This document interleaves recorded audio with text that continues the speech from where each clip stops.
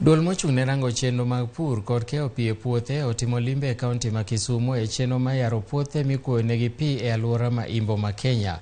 Maeri en achiel kuom okenge mag nyago chiemo moromo e pacho ka. Millicent Adhiambo miyo waler mathoth bang' limo kendo twak gi moko kuom jopur e wi kaka weche mag pur tero gi e gwenge makono. E gweng' ma Kochieng' e Kano West e sub-county ma Kadibo, jopur ochele odich e puothegi kaka pile, ka gigeno mar biro yudo keyo mabup mabiro miyo gi pesa ofukegi, kaachiel kod kelo chiemo moromo kalure kod lek mar piny owacho. Ere kaka jopur ma kwan gi hao 350 e alworano ne ochako pur mar ochele kendo neno ber mare? Stephen Okoth Tuju, ma en jakom jopur makono, miyo wasiganano. Skim ni nwachako 2020 ndalo mane Covid owuok, ka nwawinjo ni Irrigation Authority yawo kuonde mipidhe michele mondo mi ji piny obed gi chiemo kaluwore gi nok mar chiemo mantie piny Kenya. Kech ka nwang'iyo ni nwasetemo gi gik mopogore opogore machalo kaka bel, ka pi obiro to nenego, nwaomo joburaris ma bendo pidho bel ka winyo ketho. Ber mage machendo no osekelo ne jopurgo.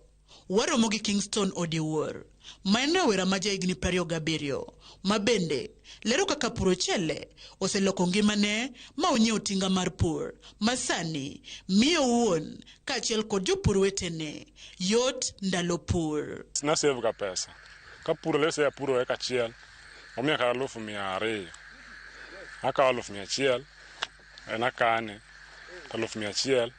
Adhiga arito go the next, arito go season machielo mabiro. Kingston bende ojiwo rowere wetene mondo kik chalo ni mar mwandu nitie lo. Kik waher gik mabiro e yo mayot.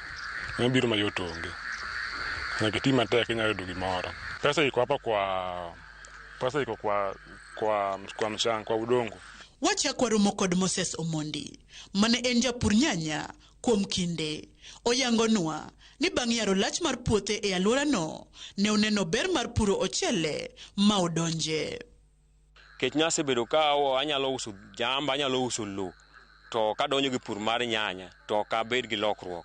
Lakini ka anya neno gima anya neno 2022 kuom jopur mapuro mchele maka, na wacho ni kara asebedo ka wang' to gima nyalo agola oko kata manyalo miyo lope ma uso anyalo we uso tachaka anyiewo lo machielo.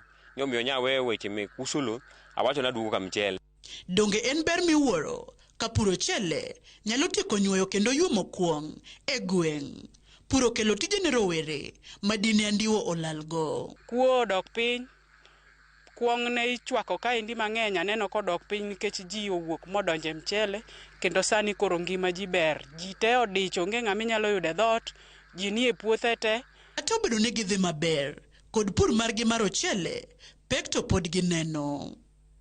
Wakwayo sirikal ni giduoke mbolea urea to 2,500 and sulfate to 2,000. Mon mi jomoko mok nyalo yudo mbolea mamiyo puothegi ok yudo production maber nikech koso pesa. Weche pi seche moko chandowa, weche mek pi kaka wanyalo control pi seche moko. Mondo obi odonje olosnwa gates valve, chandowa sana.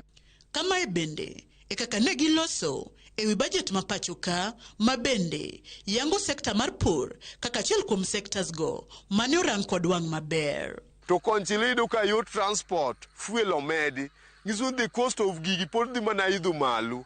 Sama giidho malo ni ngiso ni gima japur puodho yudonge. Ngiso ni lwedo ni migi koni to ma ochung' mai. Gin chenro mage maduol mar National Irrigation Authority oseketo mar bero weche pur e alwora ma imbo. Maneja mar bod mochung' ne puothe ma imbo, Kennedy Ouma, leronwa moko kuomgi kamoting'o loso nafas mag tije. We are supporting farmers, even the outgrowers irrigation scheme, and we have been able to bring on board close to 16,000 acres of land under irrigation. We are likely to harvest close to about 40,000 metric tons, valued close to over 1.8 billion Kenya shillings.